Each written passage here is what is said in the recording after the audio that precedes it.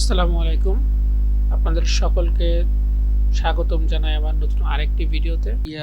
রোজার কারণে আসলে অনেক ব্যস্ততা চলতেছে।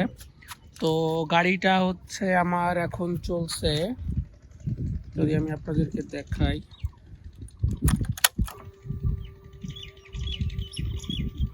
গাড়িটা হচ্ছে চলছে 2092 কিলোমিটার।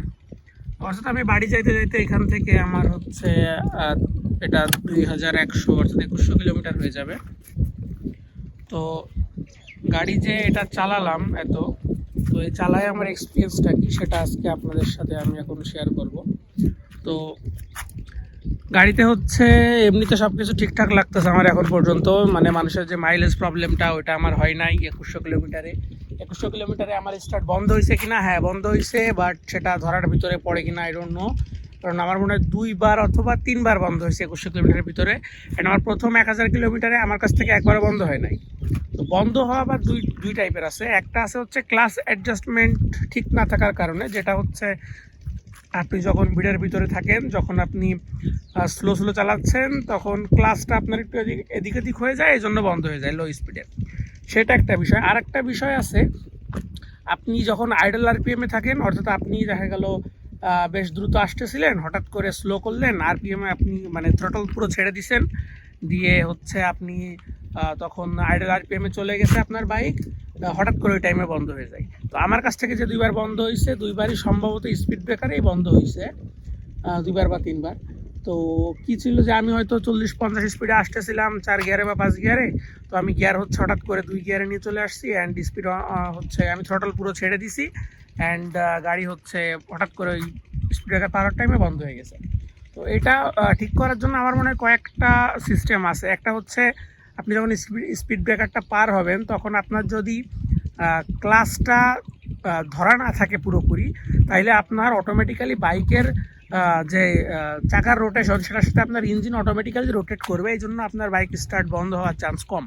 আরেকটা বিষয় হচ্ছে যে আপনার যখন আপনি এটা ক্রস করতেছেন, আপনি যদি হালকা থ্রটল ধরে রাখেন, সামান্য 2000-এর কাছাকাছি, 1500-2000, তাইলে আপনার গাড়ি বন্ধ হওয়ার চান্স নাই বললেই চলে, ঠিক আছে।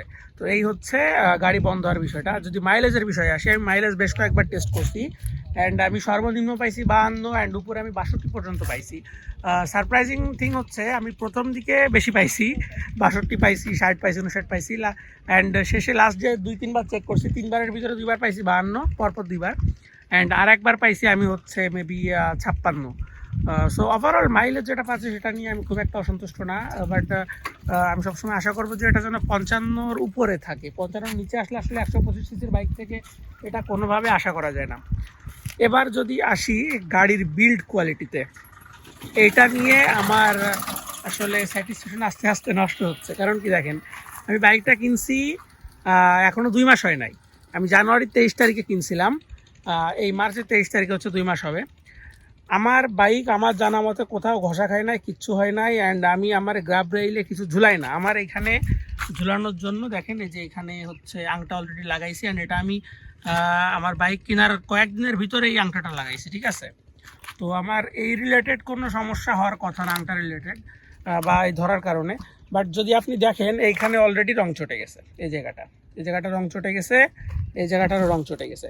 এখন আমার একটা বাইক যদি 2 মাস হওয়ার আগে, অর্থাৎ এটা রং চটে গেছে আরও কমপক্ষে আমি খেয়াল করছি 1 সপ্তাহ থেকে 10 দিন আগে, এটা আমি খেয়াল করছি। কিন্তু হচ্ছে আমি যেহেতু এই কদিন ভিডিও বানাই নাই, তাই এটা আপনাদেরকে দেখাতে পারি নাই। তো বাইকের বিল্ড কোয়ালিটি নিয়ে আমি সত্যি কথা বলতে সন্তুষ্ট হইতে পারতেছি না। তো এই হচ্ছে ওভারঅল বিষয় ছিল। এছাড়া এই যে গাড়ির কাগজ পেয়ে গেছি আমি, নাম্বার দিয়ে দিছে, ট্যাক্স টোকেন পেয়ে গেছি। বেশ একটু টাইম লাগছে, এটা শোরুমের একটু ঝামেলা ছিল সেই কারণে। আর হচ্ছে আমার ড্রাইভিং লাইসেন্স করতে এসেছিলাম, সেটাও কমপ্লিট হয়ে গেছে। তো গাড়ির মোটামুটি সব কিছু ঠিকঠাক লাগতেছে, দু একটা টুকটাক সমস্যা বাদে। আর একটা সমস্যা যেটা আমার কাছে মনে হচ্ছে, এটা আসলে হিরো বাইকের সমস্যা হয়তো বা, সেটা হচ্ছে গাড়ির সাউন্ডটা আমার খুব একটা ভালো লাগতেছে না।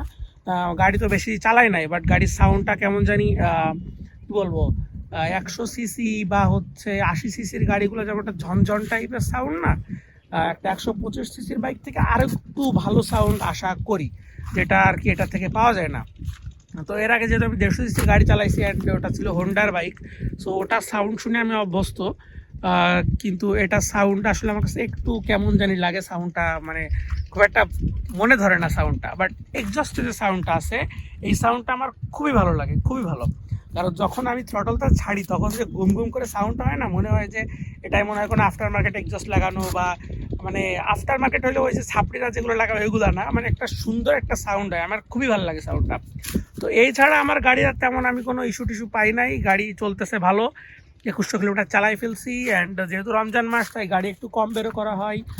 লংয়ে যাওয়ার ইচ্ছা আছে, তো লংয়ে এখনও যাইতে পারি নাই, হয়তো বা রমজানের পরে যাব। তো এই ছিল আজকের ভিডিওতে বাইকের বিষয়ে। And যদি আপনাদের কোনো কিছু জানার থাকে বাইকের বিষয়ে তো সেটা হচ্ছে আপনারা আমাকে কমেন্ট করে জানাতে পারেন, আমি চেষ্টা করব সবগুলো কমেন্টে রিপ্লাই দেওয়ার জন্য। আর যদি কোনো টপিক নিয়ে ভিডিও বানাইতে বলতে চান সেটাও বলতে পারেন কমেন্টে, আমি চেষ্টা করব সেই টপিকের উপরে ভিডিও বানানোর। ভিডিওটি সম্পূর্ণ দেখার জন্য সবাইকে ধন্যবাদ। আসসালামু আলাইকুম।